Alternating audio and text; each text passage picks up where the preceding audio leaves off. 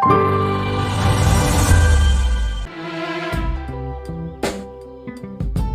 yeah.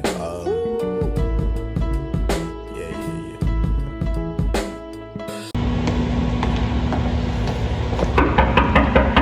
Assalamualaikum. Ya, waalaikumsalam. Oh, iya Mbak, silakan masuk.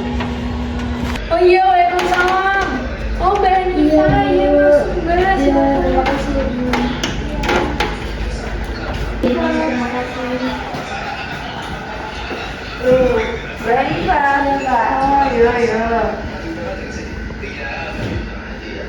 Kak Masti, ini saya Masti Mbak. Baik, Bapak, Ibu, selamat pagi.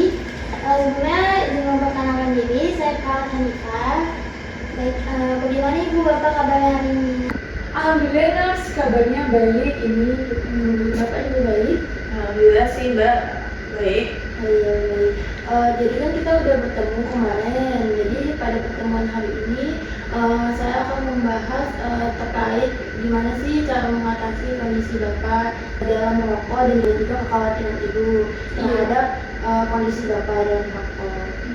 Sebelumnya saya ingin mengajukan tenggat waktu kurang lebih 30 menit. Apakah boleh Bapak Ibu? Oh iya, boleh, silakan. Saya ingin bertanya kepada Ibu Bapak. Bapak, Ibu tahu nggak Pak, apa itu asap rokok orang ketiga?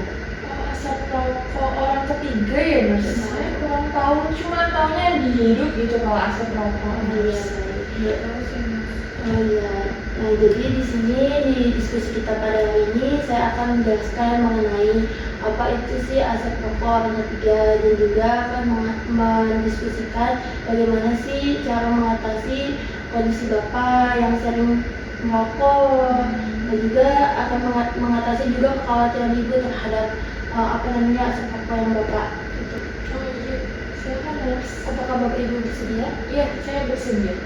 Jadi di sini saya akan menjelaskan mengenai asap rokok orang ketiga. Jadi asap rokok orang ketiga itu adalah asap yang nempel di baju, di pemitul, di rambut. Itu semua itu menempel Bapak Ibu.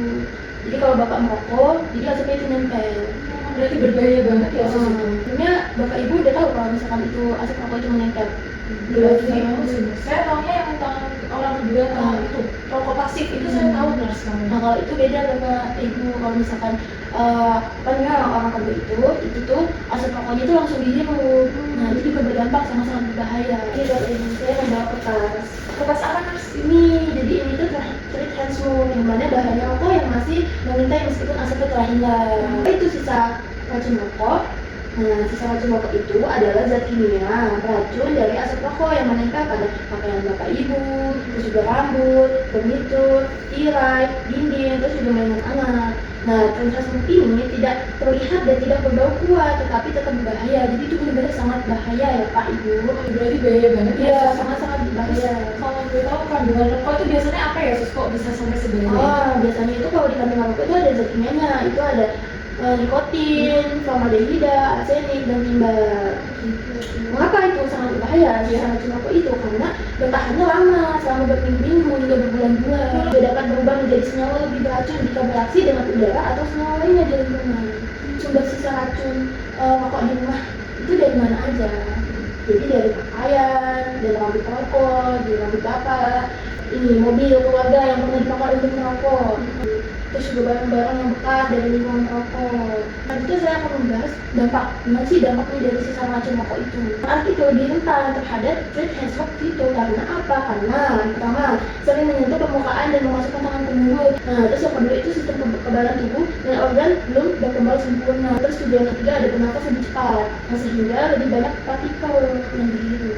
Itu apa sih akibat yang bisa timbul ke anaknya, bukan hanya anak tapi ibu juga, bapak juga apa? Itu ada infeksi nafas yang pertama, terus ada juga asma kambuh, terus alergi kulit, anaknya bisa kena, terus gangguan perkembangan otak. Sangat gak ngeri ya Pak Ibu. Mitos versus fakta, dimana kalau mitosnya itu kalau tidak merokok di dalam rumah itu sudah aman, benar nggak Pak?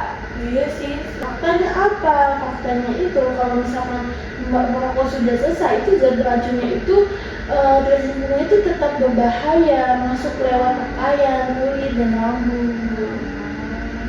Terus juga ada misal Bapak menganggap bahwa dibersihkan saja dengan semprot atau disapu. Iya, biasanya tak Faktanya itu tren smoke itu masih menempel. Jadi cara melindungi keluarga itu kita harus berhenti merokok. Solusi paling efektif. Terus berhenti merokok Iya. mas. Itu menghindari rokok dimanapun terdekat anak. Jadi hindari merokok, bapak sebisa mungkin jangan rokok dekat anak. Nah walaupun bapak nggak rokok dekat anak pun, anak tetap kena dari sisa-sisa asap tadi yang sudah jelaskan. Terus ganti pakaian dan mandi setelah merokok. Jadi kalau habis rokok jangan langsung gendong anak. Mandi. Gitu Pak. Juga jangan izinkan siapapun merokok di mobil keluarga. Bersihkan rumah secara menyeluruh dan hindari membeli barang bekas dari rumah perokok. Udah mengerti Bapak Ibu? Sudah. Saya meminta untuk Bapak atau Ibu, terutama Bapak ya, mengulangi apa yang saya jelaskan tadi. Ulangi bisa. Iya Pak. Tadi kan bahas tentang racun sisa rokok itu racun sisa rokok itu berbahaya. Terus nggak bisa langsung hilang, sebenarnya lama. Terus dampaknya buat anak itu bisa asma, terus habis itu ya itu alergi. Terus soalnya anak tuh itu sering masukin tangan ke mulut. Iya, Terus habis itu nempelnya di dinding, di baju, terus habis itu ya terus lantai gitu. Terus habis itu cara untuk melindungi keluarga dari itu berhenti rokok sih ini tak usahain ya. Terus ada nggak boleh merokok di mobil, terus habis itu menjauhi anak kalau merokok. ya terus mandi ganti baju, terus jangan beli barang-barang dari perokok.